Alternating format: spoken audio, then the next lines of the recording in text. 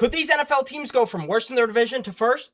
Let's find out. First, we have the Cardinals. They're not that good of a roster. Their offense isn't terrible, but it's also not great either. And then they're in the division with the Seahawks, the Rams, and the 49ers. Next up, we have the Jets. They're in the division with the Bills and the Patriots, but also they're the Jets. I do give them a little bit of an edge because they have 2 draft picks in this draft, and they made pretty good moves in free agency. Then we have the Browns. Again, they're in a pretty easy division. However, they're the Browns. Shedeur may or may not be the quarterback of the future. They don't really have a true wide receiver one. Then we have the Raiders. I do really like this team. I think they're going to be competitive this year, but they're also in the division with the Chargers, the Broncos, and the Chiefs, even though they didn't look great last season. Also, having a rookie quarterback, I don't think he's going to be able to carry them to first place in their division. The Titans are the ones that I kind of feel weird about because Cam Ward could take a big step up. I just don't think they're there yet. However, the division is pretty easy. I mean, the Texans were pretty good last year.